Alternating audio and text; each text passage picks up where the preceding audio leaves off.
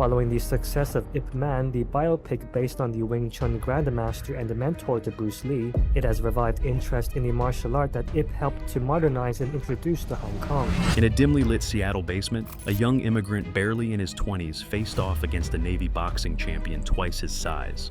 What followed wasn't just a fight, it was a quiet revolution.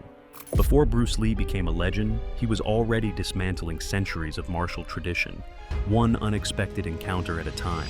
But to understand how it began, we need to go back to Hong Kong's fractured streets.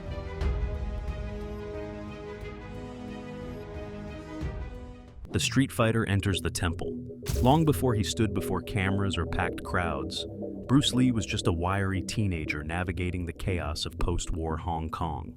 The city, still bruised from Japanese occupation and caught in the tightening grip of British colonial rule, simmered with poverty, crime, and unrest. On those crowded, grimy streets, gangs ruled alleyways and turf wars were settled with fists, not negotiations. Bruce, restless and combustible, was drawn into that world like a moth to flame. He didn't seek peace through martial arts, he sought control. He was the son of a Cantonese opera star and had been born in San Francisco in 1940, which gave him American citizenship. But in Hong Kong, he was just another kid with a chip on his shoulder and something to prove. From an early age, Bruce was known for his speed, his sharp tongue, and his temper. He earned a reputation for fighting anyone, anywhere, for almost any reason. In the bruises and broken noses he collected, he found something resembling identity. But reputation alone wasn't enough. He needed an edge, a system, a way to fight that would make him untouchable. That edge came at 13, through a friend named William Chung. Already training under the legendary Ip Man, Chung saw potential in Bruce. Raw and wild, but undeniable. He brought him to the Wing Chun school, hoping the structure might tame the storm. What Bruce found wasn't cinematic wisdom or a kindly old master. He found rules, resistance, and resentment. Discipline meets defiance. Bruce Lee didn't walk into Ip Man's school and become a disciple overnight. The movies often simplify it. Student meets master, bonds form, wisdom flows. In reality, Ip Man was aging, his role increasingly administrative, and Bruce was assigned to train under Wang Shun-leung, a fiercely pragmatic fighter known as the King of Talking Hands. Wang didn't care about philosophy. He cared about whether your punch landed before the other man's did. In Bruce, he saw dangerous potential, both a gift and a threat. Training under Wang was brutal. The sessions were stripped of elegance. Wing Chun, at its core, is about economy. Short, fast, direct strikes that don't waste energy. Bruce struggled with this at first. He moved too much, fought too wide, thought too slowly. But his hunger to win, to dominate, made him absorb lessons with a kind of feral focus. Still, Bruce's attitude didn't change. He was not interested in humility or tradition. He wanted results, and he didn't care who he alienated to get them. One morning, before class, Bruce showed up early at Wang's house. He told the arriving students that training had been canceled. Believing him, they left. Bruce stayed behind, securing a rare one-on-one session with Wang. To him, it was clever, a tactical advantage. To his peers, it was a betrayal. When Ip Man heard of the stunt, he reprimanded Bruce sharply. This wasn't just about bruised egos, it was about honor, fairness, and trust, the pillars of the Wing Chun Brotherhood. And beneath it all, an uglier tension stirred. Bruce's mother was Eurasian, of mixed Chinese and Dutch Jewish descent.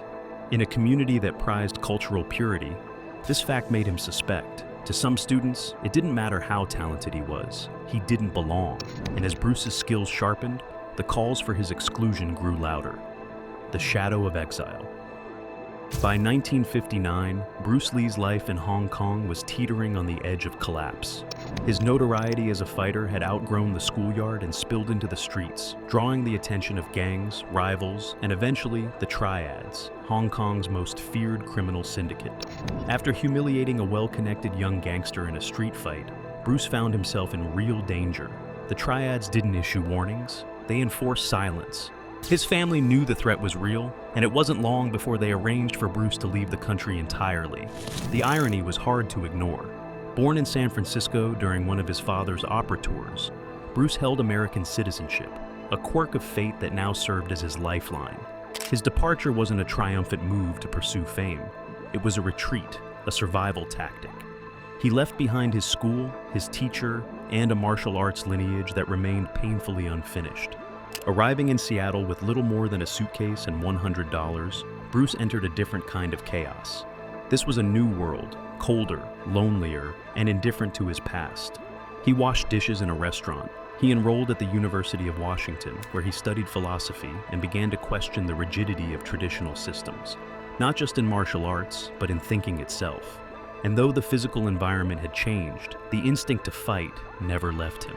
On street corners and in dim basements, he began to test his Wing Chun skills against whoever was willing.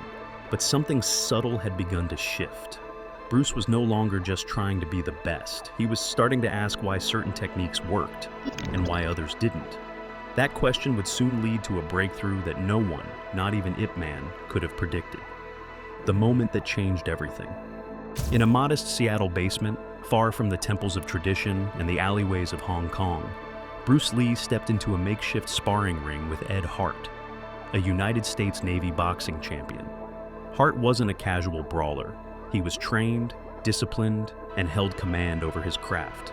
Bruce, still in his early 20s, was smaller and relatively unknown in American fighting circles. To outside observers, it looked like a mismatch. But as they squared off, something unexpected unfolded. Hart charged with footwork, honed through countless bouts, his fists fast and heavy. Bruce didn't back down. Instead, he read Hart's movements like a code, stepping inside, intercepting strikes, and landing short, punishing hits with surgical precision. Within moments, Hart was overwhelmed. He wasn't just being beaten, he was being deconstructed. Those watching didn't just see a skilled martial artist winning a fight. They saw something deeper. A young man, wielding a style most Americans had never heard of, dismantling the foundations of Western combat sport. Bruce had modified Wing Chun, streamlined it, stripped it of formalities, and infused it with street-born ruthlessness. This wasn't just self-defense, it was philosophy in motion. For Bruce, that sparring session became something more than a victory. It was validation. His evolution away from rigid formality wasn't rebellion, it was necessity. Traditional systems weren't failing him. They simply couldn't contain him. He began to see martial arts as a living language, one that had to grow, adapt, and respond to reality.